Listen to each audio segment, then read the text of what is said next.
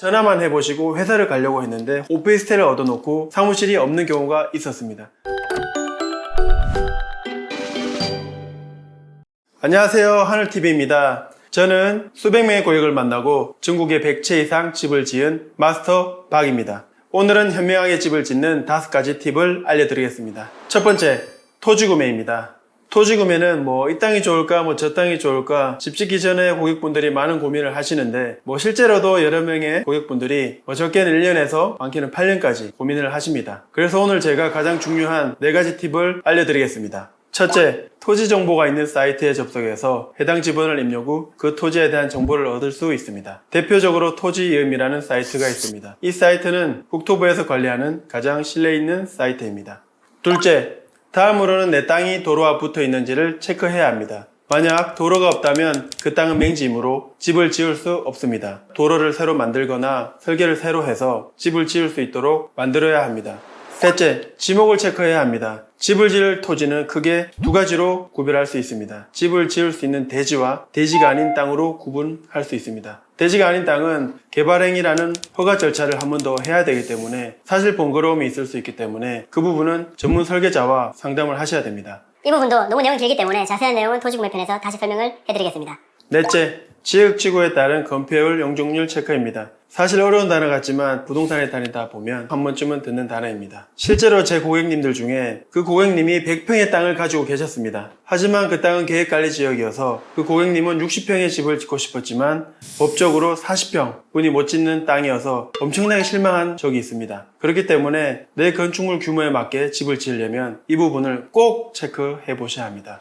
두 번째, 건축 설계입니다. 사실 설계를 어디서 할지, 금액은 얼마고, 기간은 얼마나 걸릴까 하는 고민이 많을 겁니다. 그래서 제가 크게 2가지로 나눠 보았습니다. 첫째, 건축 설계와 시공을 따로 하는 경우. 집을 짓기 위해서는 건축 설계 사무소라는 회사를 찾아가셔야 됩니다. 포트폴리오와 지을 컨셉에 가장 맞다고 생각하는 회사를 꼭 선택하셔야 됩니다. 그리고 전화로만 상담해 볼 게 아니고 그 회사를 꼭 찾아가셔서 상담을 해 보셔야 됩니다. 실제로 제가 경험했던 일인데 전화만 해보시고 회사를 가려고 했는데 홈페이지는 있는데 오피스텔을 얻어놓고 사무실이 없는 경우가 있었습니다. 그렇기 때문에 꼭 그 회사를 방문해 보셔서 그 회사의 규모와 실제로 그 회사에서 설계를 했는지 그 부분을 꼭 확인하셔야 됩니다. 그리고 이제 찾아가서 방문을 하실 때 미팅을 하실 때 꼭 확인을 해 보셔야 될 부분이 계획 설계를 해서 납품 도면까지만 하는지, 그리고 건축 인허가가 포함되어 있는지, 집을 따지고 사용 승인을 해주는지, 그리고 내 집에 대한 건축 감리를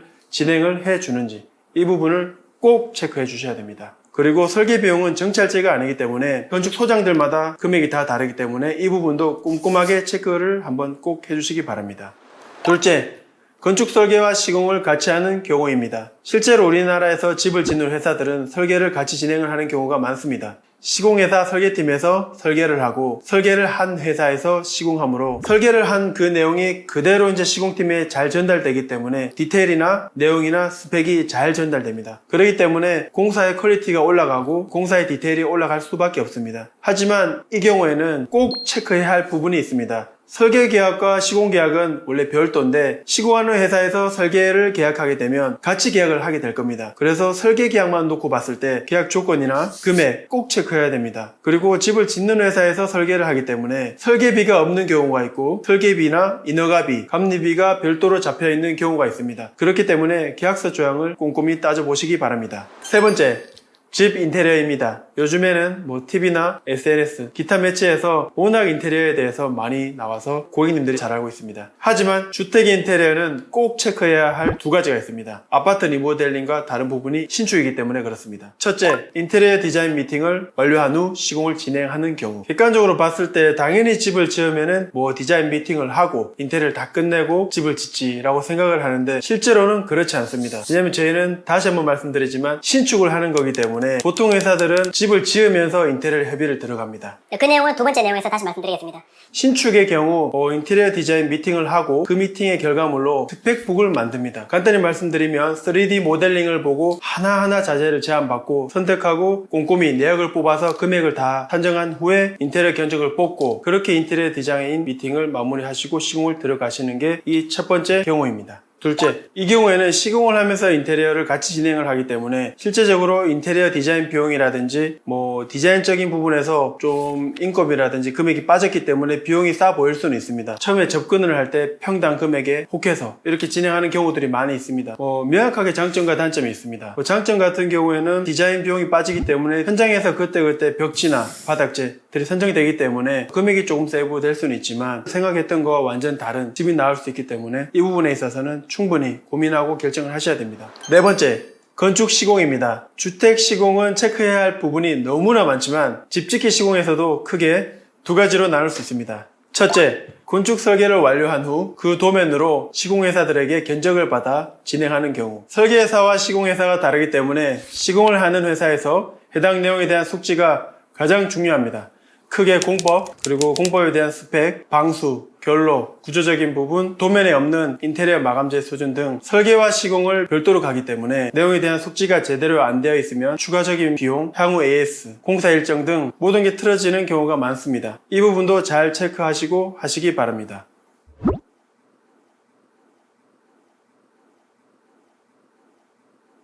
둘째, 한 회사에서 시공과 설계를 같이 진행하는 경우입니다. 이 경우는 주택의 꼼꼼하고 섬세한 부분을 잡아주기 때문에 같은 회사에서 시공을 하게 되면 손실을 줄여주고 시간도 줄여주고 금액도 줄여줄 수 있는 장점이 있습니다. 하지만 한 회사에서 전부를 진행하기 때문에 투명성, 공정성, 견적서에 대한 충분한 설명과 신뢰가 필요하다고 생각됩니다. 주택 시공에 있어서 내 집을 실제로 이제 지어줄 일이기 때문에 가장 중요한 부분은 절대 전화만 하지 마시고 회사를 보시고 담당자를 꼭 만나보시고 그리고 그 회사를 꼭 방문해 보시라고 말씀드립니다. 왜냐하면 그 회사를 가보시면 그 회사의 컨셉, 색깔, 이 회사가 나와 맞는지 실제로 가보시면 정확하게 알 수 있습니다. 이렇게 보시면 회사 선정할 때 가장 현명하게 선택을 할 수 있습니다. 마지막으로 건축 예산을 잡아야 할 것입니다. 사실 집 짓기 할 때 가장 많이 듣는 질문이 얼마요? 금액이 얼마나 들어요? 평당 얼마요? 이제 간단히 설명을 드리면 집을 지을 때는 크게 세 가지가 있습니다. 건축, 부대 토목, 집기류, 시설들, 이렇게 건축 상담 시 꼭 체크해야 할 부분으로 집을 짓는 데는 순수하게 집만 짓는 비용이 들어가는 게 아니고 물이 어디로 빠지는지, 전기가 어떻게 들어오고 나가는지, 난방은 어떻게 하고, 에어컨, 배관, 싱크대, 정말 많은 부분들까지 포함시켜서 예산을 잡아야 합니다. 이런 부분들까지 포함시켜서 예산을 잡아야 나중에 크게 문제없이 무사히 내 집을 지을 수 있습니다. 이렇게 오늘 현명하게 집 짓는 5가지 방법을 설명해 드렸습니다. 저희 회사 책인데 이 표지 내용처럼 시청자분들도 내 집을 잘 짓고 잘 살았으면 좋겠습니다. 감사합니다.